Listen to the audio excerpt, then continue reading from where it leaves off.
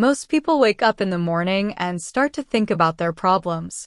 Those problems are connected to certain memories, and those memories are connected to certain people and things.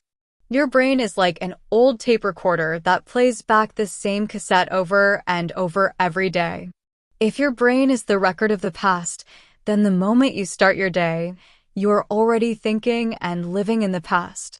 Each one of your memories has emotion, and the emotions are the final product of past experiences.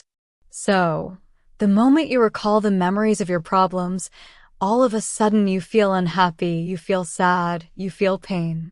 How you think and how you feel creates your state of being. In other words, it creates your character. If your entire state of being when you start your day is in the past, it means your past sooner or later will become your future. For example, something that happened yesterday made you angry. Today, you wake up and think about it and you feel angry again. Keep doing this for 2 days and people will think you are having a bad day. Keep doing it for 1 week and people will think you're in a bad mood. If you continue long enough, soon anger will become part of your character. You will be known as someone who is always angry. So, as you can see, your thoughts have something to do with your destiny. This means if you keep thinking in the past, you're going to keep creating the same life without even realizing it. You keep creating the same life that you don't even like. Here's how it usually happens. You wake up and grab your cell phone.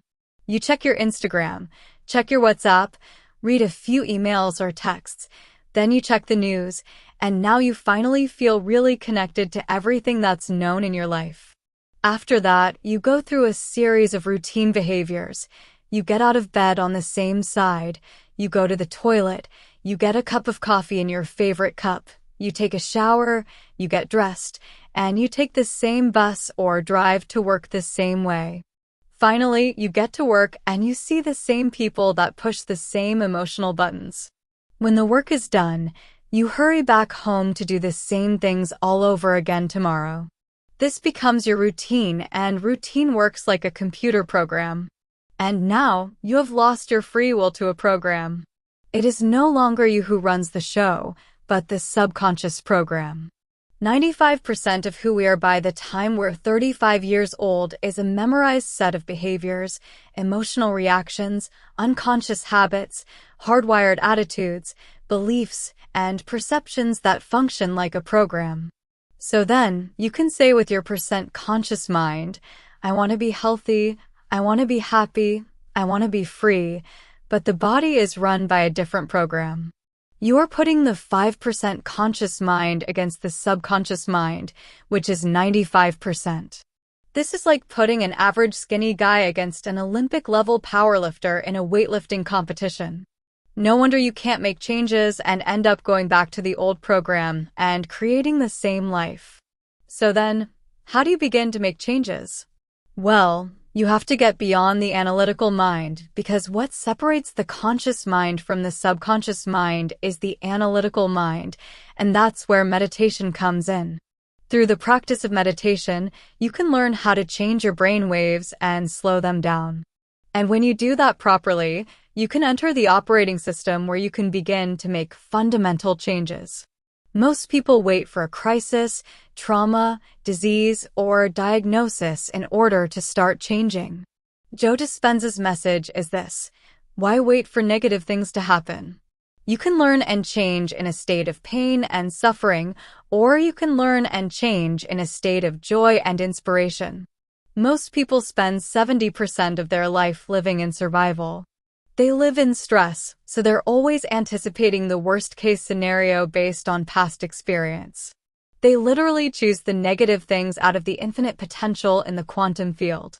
They're selecting the worst possible outcome.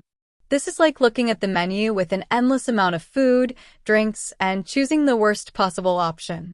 This is how it happens. Every time you recall the negative event, you produce the same chemistry in your brain and body as if the event is occurring again. You are sending the same emotional signals to the body. Your body is your unconscious mind.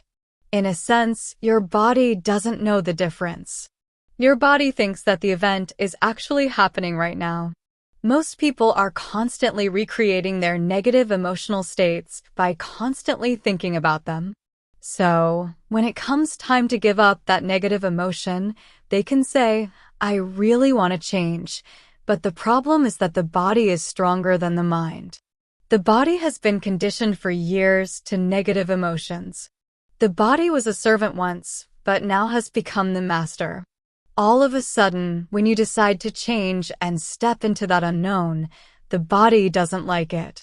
The body would rather feel guilt and suffering because it feels familiar and it can predict it. Being in the unknown is a scary place for the body. Entering into the unknown is like stepping into a deep river. The body knows that if you succeed in passing to the other side of the river, it will die. It will do anything it can to stop you.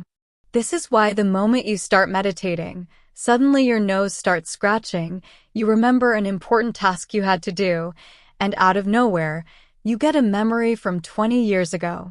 This is your body saying, come on, just give up and let's go back to our old miserable life. The body has a lot of tools, and it will use every single one of them to stop you from entering the unknown. The unknown is the best place to create your future, and the easiest way to enter the unknown is through meditation. Once you are in a deep meditative state, you can start creating your future. What kind of new life do you want? What behaviors do you want to demonstrate? What kind of person do you want to be? The act of mentally closing your eyes and rehearsing the things or behaviors you want in your life is the best way to create your future.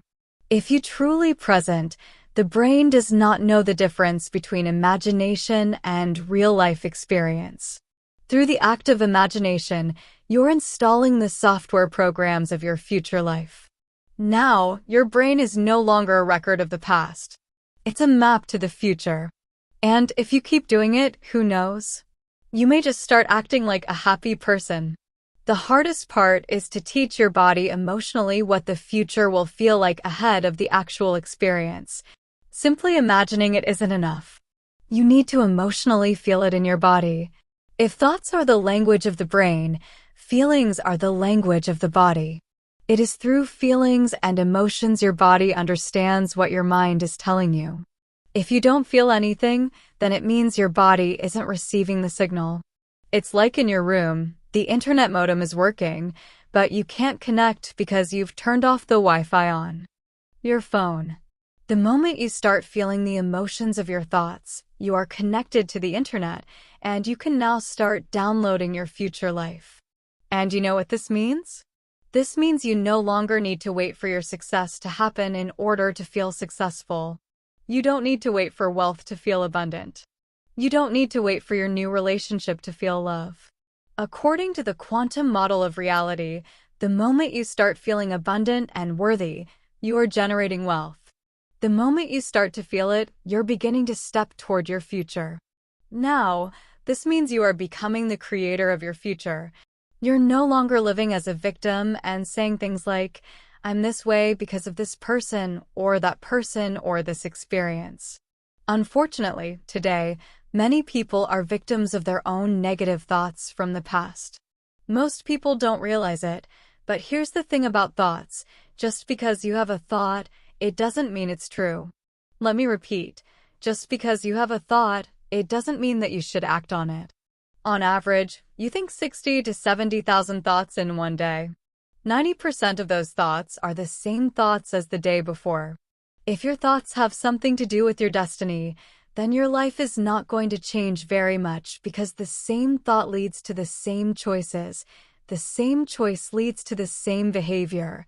The same behavior creates the same experience. And the same experience produces the same emotion. This is why it's very important to meditate so that you can become more aware of how you think, how you act, and how you feel. The more conscious you are, the less likely that an unwanted thought is going to slip by your awareness unchecked. The word meditation means to become familiar with. So, as you become familiar with the thoughts, behaviors, and emotions of the old self, you no longer let them influence you. Instead, you start thinking new thoughts and condition the body into a new emotional state. If you do it long enough, this new emotional state will become familiar to you. Creating a new self is like creating a new garden. First, you've got to get rid of the weeds and the rocks. Then, you need to pull out the plants from the past year, and you have to prepare the soil. Only after that can you start planting. Meditating basically works the same way. You're preparing the garden. And it's not an easy job. Training your body to sit down and meditate is like training a wild animal or a dog. You say, sit down and wait here, but it runs away. So, you catch it and bring it back. But of course, it runs away again, and you have to catch it and bring it back again.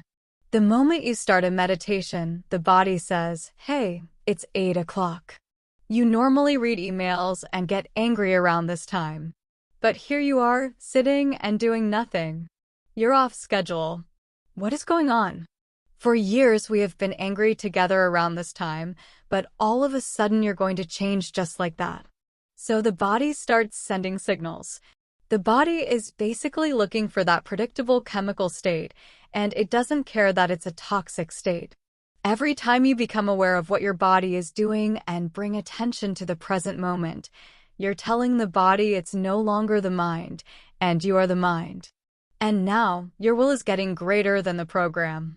And if you keep doing this over and over again, just like a trained dog, the body will sit down and obey. The moment the body surrenders, there's a liberation of energy.